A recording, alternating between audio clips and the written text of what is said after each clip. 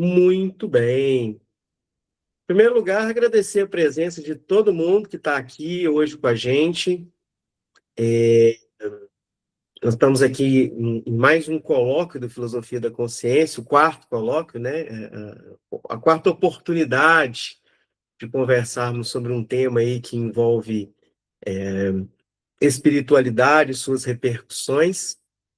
Como vocês já sabem, nós fazemos parte do grupo Filosofia da Consciência, que é um grupo de divulgação científica de pesquisas sobre ciência da vida após a morte, dentro de um viés não fisicalista. E estamos aqui hoje nessa noite, com o Leonardo, para falar um pouquinho do William Crookes, e mostrar aí um pouco do método e da obra desse grande pensador inglês.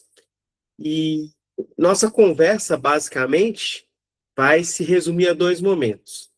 No primeiro momento, o Leonardo vai fazer a exposição dele, mostrar o que ele trouxe para a gente nessa noite. Nós estamos aqui reunidos às 20 horas e 13 minutos, mas provavelmente quem está no YouTube vai estar assistindo isso durante a manhã, durante a tarde, durante a noite, durante a madrugada.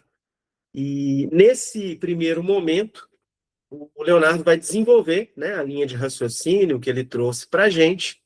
Nós paramos a gravação quando ele terminar a apresentação e iniciamos um segundo momento de discussão. O segundo momento de discussão ele também é gravado. Ele pode ter o tempo que a gente quiser discutir, mas normalmente a gente planeja algo em torno de 1 hora e meia. E desde já nós pedimos a todos, né, que estão conosco que curtam, compartilhem esse vídeo, se inscrevam em nosso canal, para que a gente possa atingir um número cada vez maior de seguidores e que mais pessoas possam colaborar conosco nessa discussão a respeito desse paradigma não materialista da existência da consciência. Um ponto que é importante a gente lembrar logo no início, que a partir do momento que algum de vocês participa ou esteja com a câmera aberta, automaticamente vocês nos dão o consentimento do direito de imagem de vocês para que a gente possa subir esse vídeo para o YouTube e atingir um número maior de pessoas com essa nossa conversa, com a nossa discussão.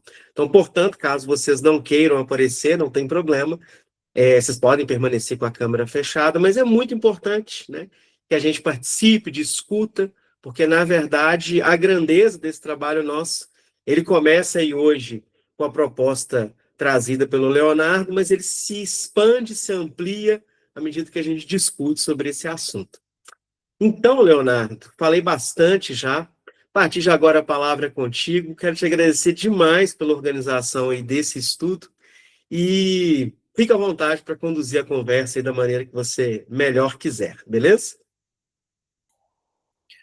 Obrigado, Luiz. Obrigado, colegas. Agradeço muito a oportunidade de estar aqui com vocês, a oportunidade de estarmos podendo falar sobre esse pesquisador, né, que é tão importante no campo daquilo que hoje conhecemos como fenômenos anômalos, né? Então, vai ser muito interessante trazer a maior amplitude possível daquilo que ele produziu, do seu pensamento, das suas qualidades, e por que que ele é tão crucial até para o campo da ciência atual. Então, dando seguimento, ao abordarmos a figura do William Crookes, nós não estamos diante de um episódio marginal da história da ciência, né? Tampouco de uma curiosidade vitoriana confinada ao século XIX. Estamos diante, na verdade, de um problema estrutural da própria atividade científica, que gera questões como o que acontece quando fatos alegados entram em choque frontal com os pressupostos filosóficos que orientam uma comunidade científica. Mas antes de entrar nesse assunto, eu acho necessário que eu faça uma apresentação sobre quem é William Crookes.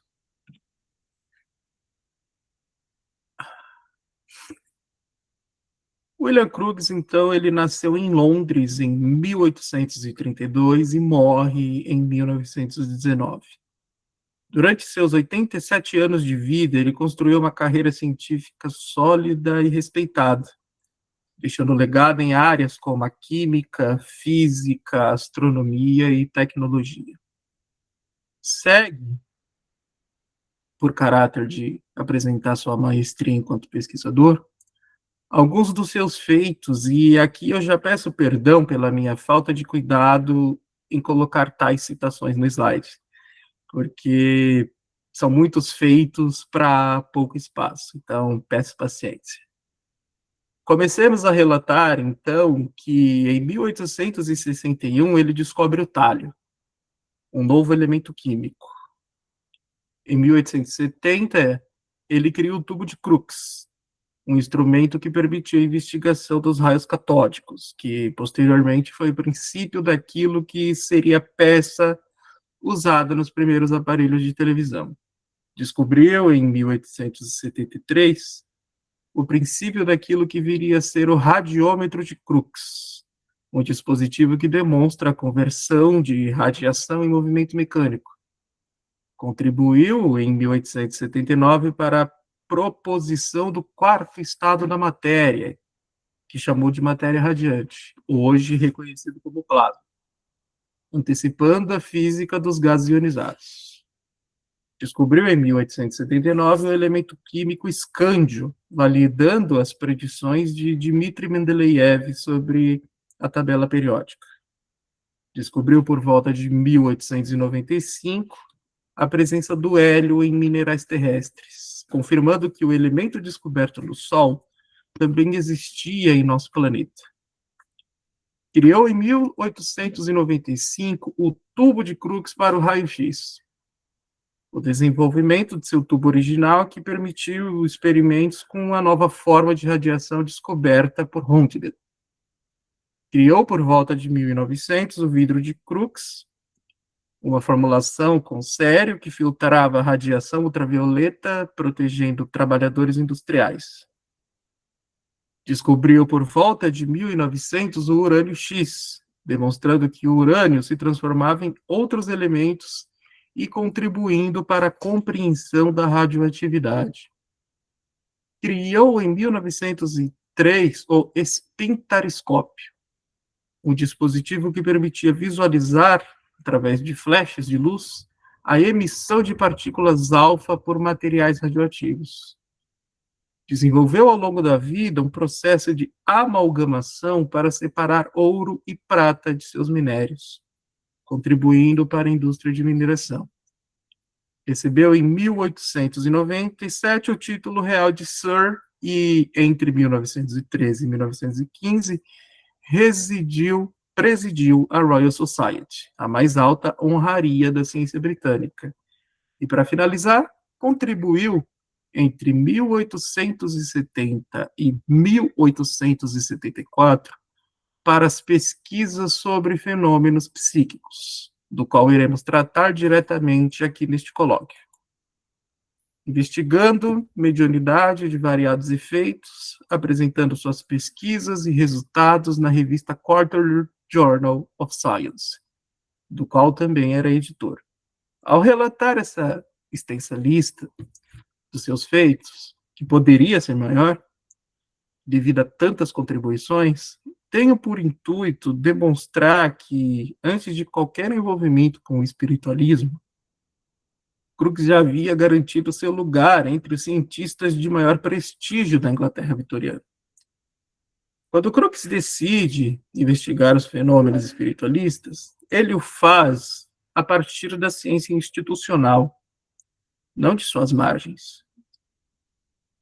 Com todo o rigor de seu método que consolidou as suas obras.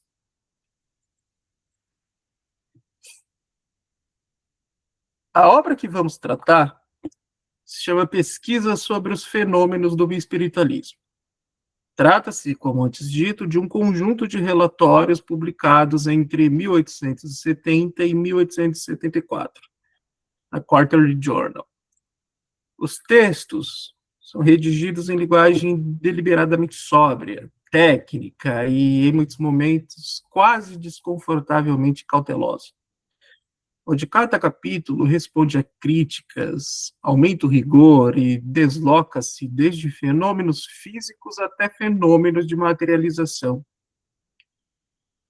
Vamos ali na escrita do experimentador que sabe onde está pisando e que este terreno é minado.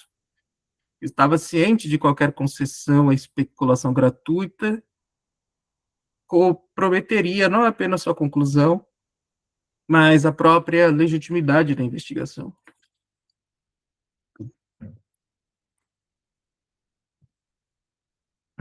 Então, a partir daqui, poderemos dissecar brevemente do que se trata cada capítulo. Logo no primeiro capítulo, denominado Espiritualismo visto sob a luz da ciência moderna, Crookes estabelece o eixo central da sua posição.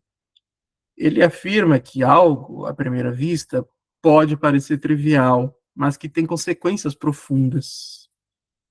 Que a ciência não tem o direito de recusar a investigação de um fenômeno apenas porque ele contraria as teorias aceitas. E isso é um ponto muito importante, que aqui ele já determina a sua perspectiva de ciência enquanto filosofia, né? Ou seja, não negamos nada só porque ela contraria o que já está determinado, né? Esse capítulo não é uma defesa do espiritualismo, como alguns podem alegar, mas uma acusação direta ao ceticismo dogmático. Crookes denuncia a confusão entre método científico e metafísica materialista. Para ele, as leis da natureza não são decretos eternos, mas generalizações provisórias extraídas da observação. Negar fato em nome dessas leis equivale a inverter a lógica da ciência. Essa postura se traduz, nos capítulos seguintes, em um esforço rigoroso para deslocar o debate do campo das opiniões para o terreno dos efeitos mensuráveis. Isso nos leva para o próximo capítulo, que se chama Investigações Experimentais de uma Nova Força. Aqui, Crookes não pergunta o que são os fenômenos, mas o que eles fazem. Ele observa movimentos, pressões, deslocamentos, mede, registra, compara e introduz a expressão força psíquica, deixando claro que se trata de um rótulo funcional, não de uma explicação. O que ele argumenta não é a origem espiritual ou material da força, mas a constatação de que algo atua no mundo físico de modo verificável. Esse deslocamento é crucial. Crookes compreende que a maior fragilidade do espiritualismo contemporâneo não está na ausência de fenômenos, mas na pressa em interpretá-los. Ao se recusar a teorizar prematuramente, ele tenta proteger a investigação daquilo que mais tarde Karl Popper chamaria de immunização contra a refutação. Ou seja, Crookes não quer uma hipótese que se salve de qualquer crítica. Ele quer um fato que resista ao exame. Já no terceiro capítulo, denominado Alguns Outros Experimentos sobre a Força Psíquica, nós vemos a ciência em funcionamento sob pressão. Crookes revisa seus próprios procedimentos, modifica condições, aceita sugestões de críticos e testa hipóteses alternativas. O tom do texto deixa claro que ele não está interessado em vencer um debate retórico, mas em eliminar as explicações insuficientes. Esse capítulo é um dos mais importantes porque ele desmonta a caricatura de um Crookes crédulo ou descuidado. Ao contrário, revela ao pesquisador que sabe que, nesse campo, qualquer falha metodológica será explorada até a exaustão. Então, quando chega o capítulo A Força Psíquica e Espiritualismo de Crookes, Espiritualismo Moderno, perdão, Crookes dá um passo conceitual decisivo.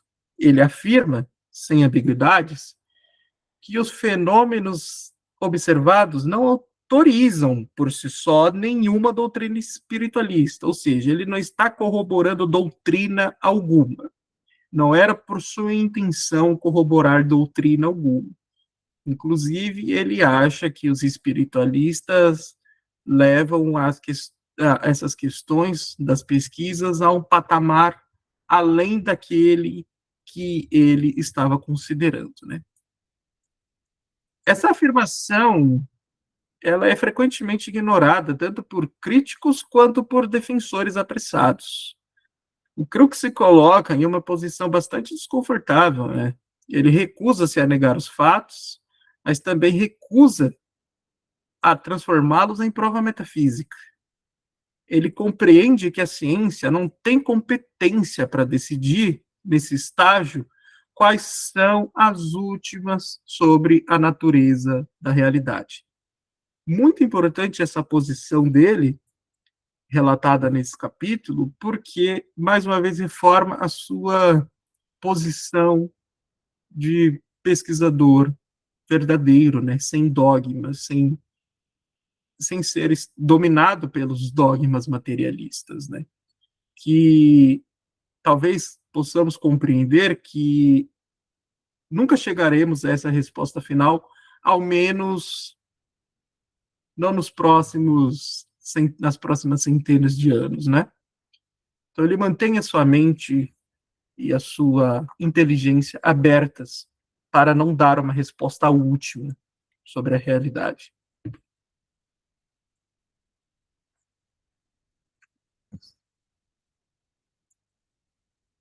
Nesse capítulo, então, vai tratar das correspondências trocadas e vai revelar o custo dessa posição intermediária, né? Dessa posição relatada no capítulo anterior. O Crookes passa a ser atacado não apenas por espiritualistas decepcionados, mas, sobretudo, por colegas, né, que veem em sua pesquisa uma ameaça à imagem pública da ciência. As cartas expõem um padrão bastante recorrente. Muitos críticos recusam-se a examinar os dados, alegando que a própria natureza dos fenômenos os torna impossíveis. Crookes responde com firmeza essas coisas, apontando o caráter anticientífico dessa atitude e reforçando a exigência do exame acima da crença. Particularmente, é um dos meus capítulos favoritos nesta obra.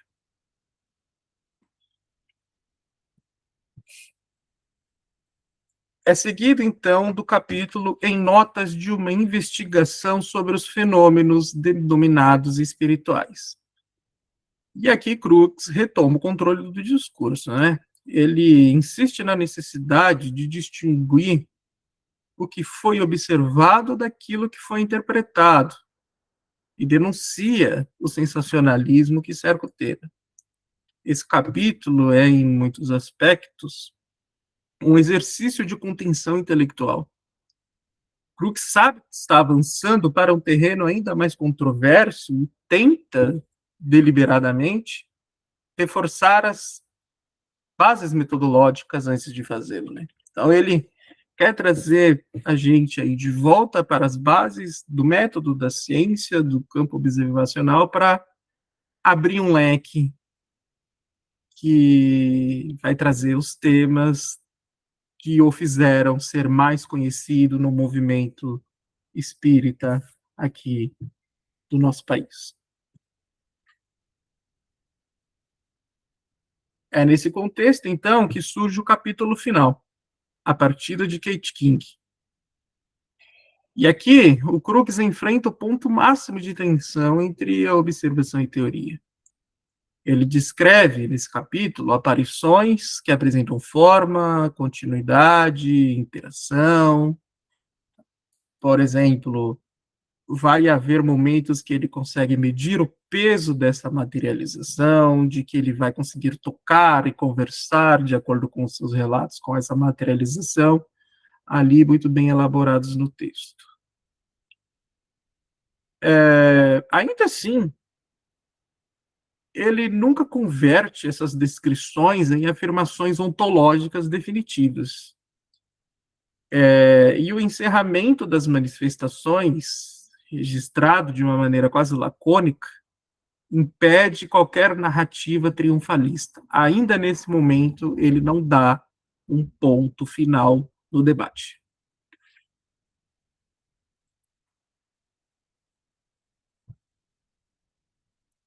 Aqui terminam-se os capítulos da obra, né? E é importante dizer que, apresentados eles, nós vemos que ao longo de toda a obra, o método de Crookes se mantém surpreendentemente coerente. Ele aceita os limites da experimentação, ele reconhece a dificuldade de controle absoluto e recusa preencher lacunas com explicações confortáveis. Seu embate com os críticos revela algo ainda mais profundo: a dificuldade da ciência em lidar com fenômenos que não se encaixam em seus modelos dominantes. Ele é cercado também de polêmicas, tais como críticas baseadas na impossibilidade teórica do fenômeno, as recusas institucionais à reprodução experimental, e até as mais baixas, né? Como ataques pessoais à sua inteligência, conluio com médiums, e até de que estaria tendo um caso com a médium Florence Cook. Tudo isso, relatado, não diminui a sua importância. Ao contrário, a amplia, pois ele propõe a todo momento, com postura, o convite à repetição dos experimentos, aceita a crítica técnica e rejeita veementemente o veto dogmático. Elas revelam, portanto, como o materialismo, quando convertido em dogma, pode se tornar tão anticientífico quanto qualquer crença não examinada. Por fim, Crookes não propõe a substituição do materialismo por um espiritualismo científico. Ele propõe algo mais exigente: a ciência capaz de reconhecer seus próprios limites, sem renunciar à investigação.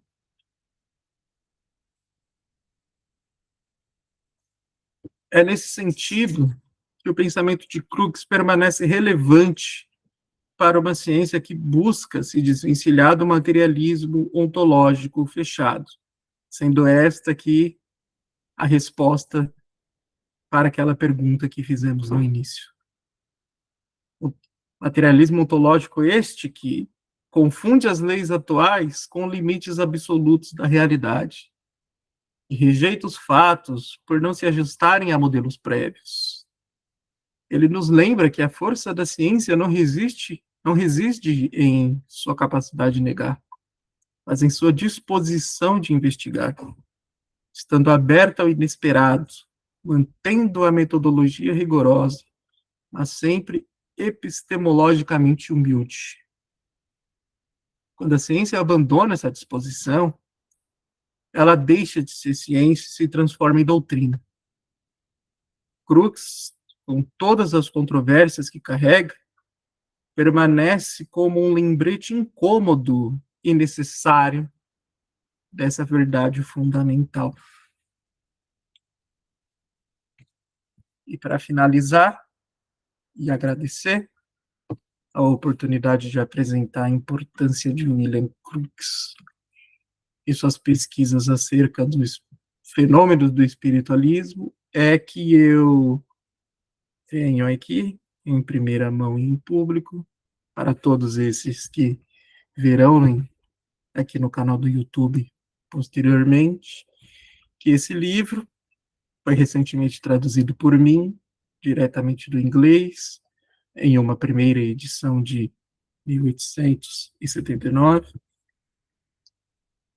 e ele contará com o texto integral, com uma introdução do meu querido amigo e colega de sociedade kardecista de estudos espíritas, do qual eu faço parte.